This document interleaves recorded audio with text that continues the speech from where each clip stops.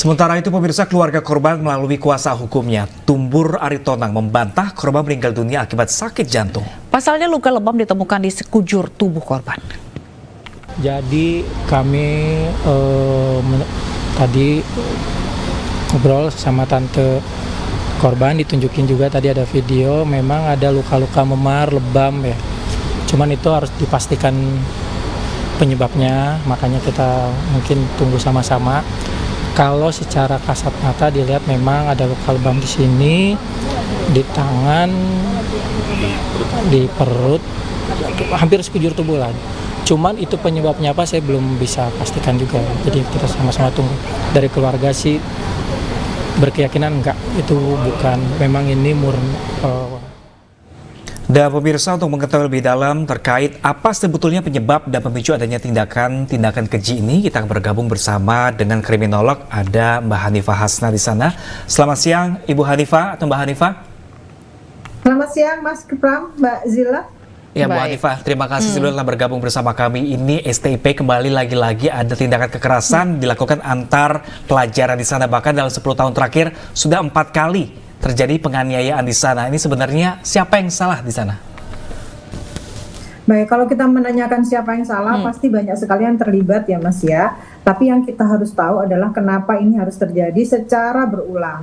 Ketika segala sesuatu atau perilaku menyimpang itu terjadi berulang, berarti ada 4 hal yang harus kita pertanyakan. Bagaimana sekolah itu membuat aturan, bagaimana mensosialisasikan, bagaimana memberikan fasilitasi, sehingga ada ruangan-ruangan atau tempat-tempat yang blank spot itu tetap bisa terpantau. Atau adakah tim khusus atau pengurus yang bisa melakukan pemantauan ketika jam-jam tertentu yang bukan sekolah, itu dalam pengawasan yang baik sehingga tidak terjadi kekerasan. Yang terakhir, bagaimana mereka melakukan sanksi atau menegakkan sanksi yang tegas kepada pelaku sehingga ini tidak akan terjadi lagi. Karena kalau 4 hal ini tetap tidak dilakukan, maka akan terjadi secara terus-menerus. Oke, berarti Mbak Hanifah bisa disimpulkan bahwa kejadian serupa atau pengulangan kejadian perundungan atau peloncoan di lingkungan sekolah atau di kampus gitu ini sebenarnya terjadi karena tidak adanya hukuman atau yang membuat jera begitu ya? Itu salah satunya. Tapi hal lain adalah adanya relasi kuasa antara senior dan junior. Kita sama-sama ketahui ya, ketika ada senior berarti ada power yang lebih, mereka punya powerful. Sementara yang junior itu dapatnya powerless gitu ya.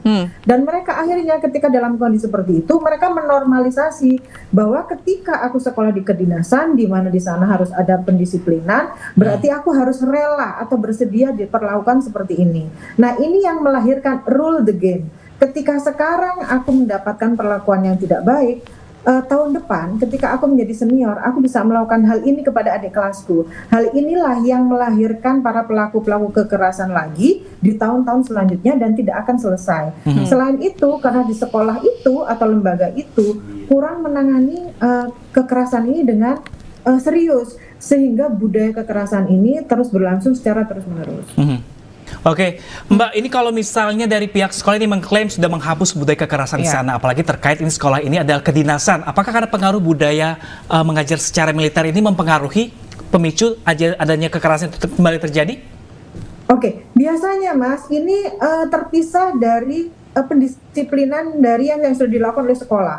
Jadi ini hanya dilakukan oleh senior kepada junior dan biasanya dilakukan secara tertutup. Mereka menutup akses ini semua dan mereka melakukan gerakan tutup mulut untuk tidak melaporkan kepada siapapun. Karena bagaimanapun juga ketika mereka dianiaya, mereka itu akan mengalami mengalami korban 2 kali, yaitu korban dari kakak kelasnya dan korban dari struktur itu sendiri. Dari misalnya nih, seseorang yang tadi itu kita ketahui dia melakukan kegiatan di luar kegiatan yang sudah ditentukan, yaitu berkeliaran pada malam hari gitu ya.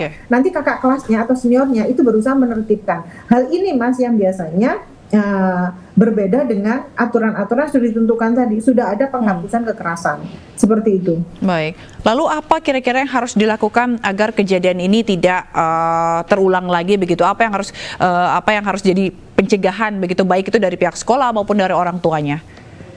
Kembali ke 4 hal tadi Mbak Zila, aturannya seperti apa? Oke. Ini kan kalau orang pada bilang begini ya, kenapa sih di sekolah kedinasan mereka mudah sekali melakukan kekerasan? Ya. Sebetulnya mereka tidak mudah sekali melakukan kekerasan karena dalam kondisi sadar mereka tidak akan melakukan kekerasan itu karena aturan-aturannya sudah jelas.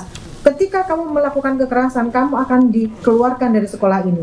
Tapi ada hal-hal tertentu atau dalam kondisi tertentu yang mereka berada dalam wilayah atau ruangan tertentu yang ada euforia untuk melakukan kekerasan. Ini yang tidak bisa dikendalikan.